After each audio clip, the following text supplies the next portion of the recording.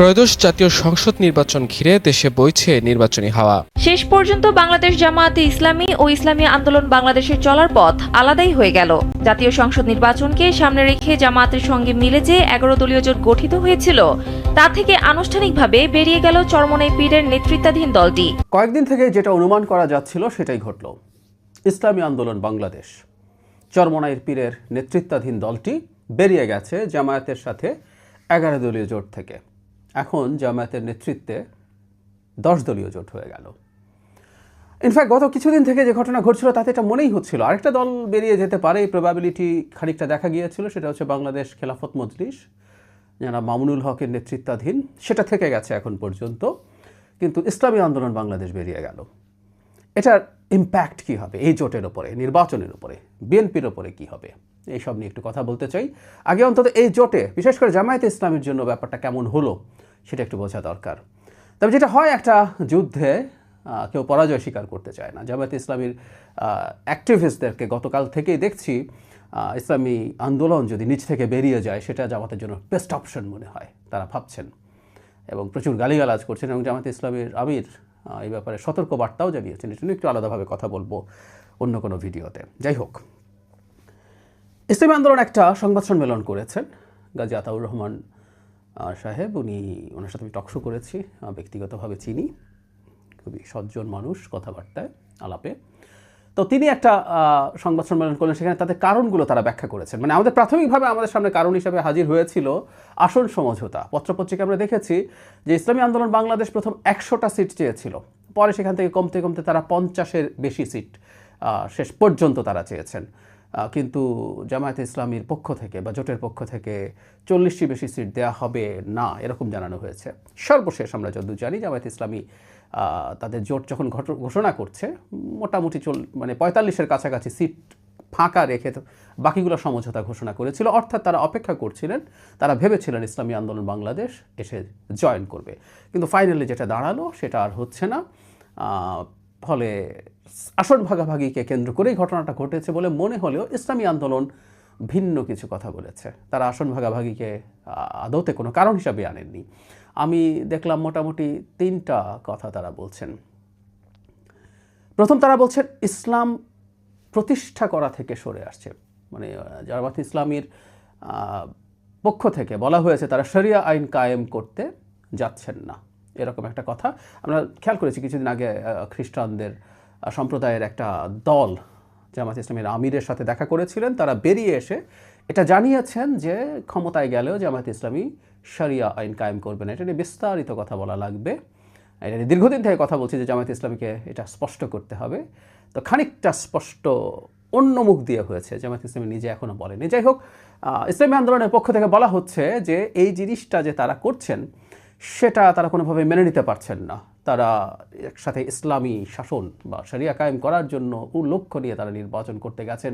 এই যে গ্রাসরুটে এতদিন ধরে তারা আন্দোলন করছেন সেটাকে তারা জামায়াত ইসলামী পাত্তা না দিয়ে অসম্মান করছে ইত্যাদি ইত্যাদি। মোদ্দা কথাটা হচ্ছে এটাই তাদের প্রধান কারণ হিসাবে দেখাচ্ছেন। আমরা ইসলামী আন্দোলনকে প্রশ্ন করব, সেটা হচ্ছে নির্বাচন করে ইসলামী শরিয়া কায়েম করবেন, এটা তাদের ঘোষণা করতে পারে, সেটা কিভাবে করবেন, সেই রূপরেখা কি, তাতে এক্সিস্টিং নির্বাচনী ব্যবস্থা থাকবে কিনা, সব কিছু আসলে একটু ক্লিয়ার করতে হবে। আদারওয়াইজ এরকম দল নির্বাচন করতে পারে কিনা সেই প্রশ্ন আমরা তুলব, সেটা আরেক আলোচনা। দ্বিতীয় কারণ তিনি যেটা দেখিয়েছেন সেটা হচ্ছে জামায়াত ইসলামের আমির যে জনাব তারেক রহমানের সাথে দেখা করে জাতীয় সরকারের ইঙ্গিত দিয়েছেন।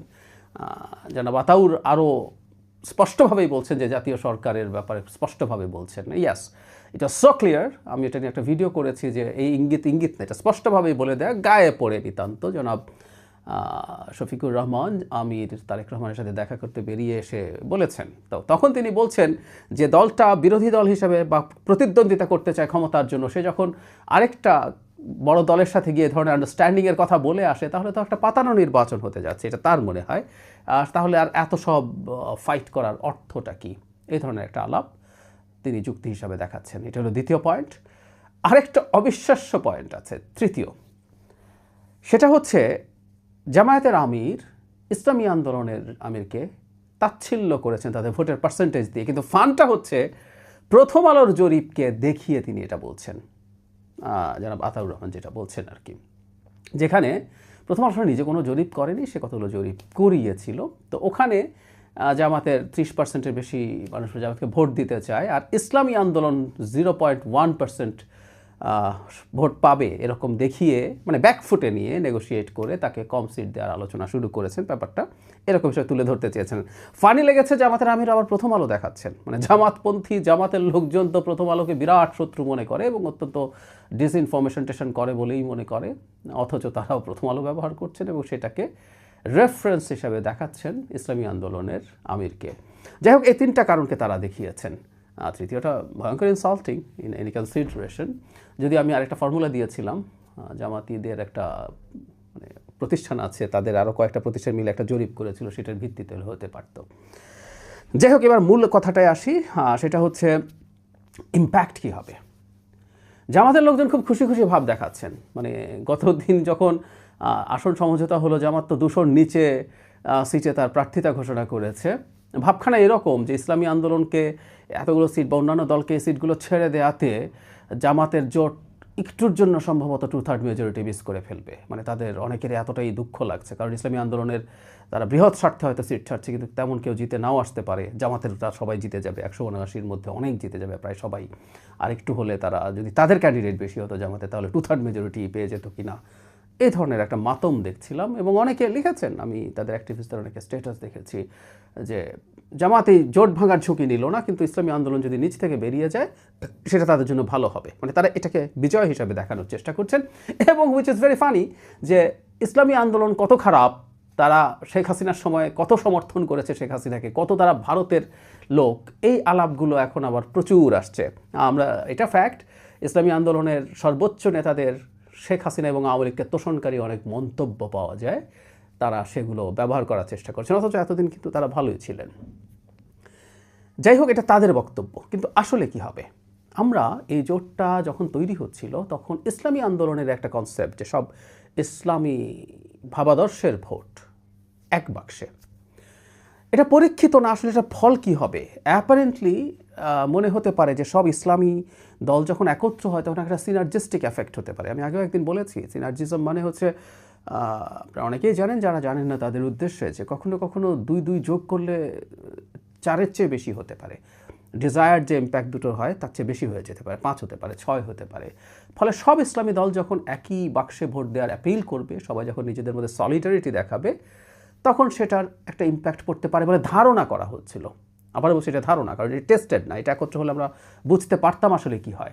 কেন বলছি এটা হবেই গ্যারান্টি দেওয়া যায় না, তার কারণ হলো এই যে ইসলামের বিভিন্ন ডিফারেন্ট স্কুল অফ থটস আছে, এবং আবহমান কাল থেকে এই দলগুলো পরস্পরের বিরুদ্ধে, কওমিরা জামাতের বিরুদ্ধে, জামাত কওমিদের বিরুদ্ধে, তারপরে এই যে ইসলামী আন্দোলন এক ধরনের পীরপন্থী, যেখানে পীররা আছেন, তাদের সাথে জামাতের সংঘাত, জামাতের সাথে তাদের সংঘাত, এটা গ্রাসরুটে তারা ক্রমাগত বলে এসছেন। এখন হঠাৎ করে যদি বলেন যে, ধরলাম ইসলামী আন্দোলন, যাদের অত্যন্ত কঠোর মন্তব্য আছে জামাতের বিরুদ্ধে, তারা যদি বলেন তোমরা ঢালাওভাবে এবার জামাতকে ভোট দাও, তার সমর্থকরা এটা কতটুকু ফলো করবেন, এটা প্রশ্নবিদ্ধ হওয়ার মতোই ব্যাপার।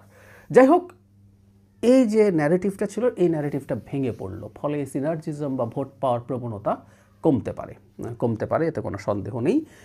আর বড় বিপদে জামাত যেটা পড়বে সেটা হচ্ছে, ইসলামী আন্দোলন মাঠে এই যে জামাত ইসলাম শব্দটা ব্যবহার করে, কিন্তু সে শরিয়া আইন থেকে সরে গিয়ে শুধুমাত্র ক্ষমতায় যাওয়ার জন্য এখান থেকে সরে এসছে। ইনফ্যাক্ট জনাব আতাউর রহমান এটাই বলেছেন যে ক্ষমতা যাওয়ার জন্যই করছেন।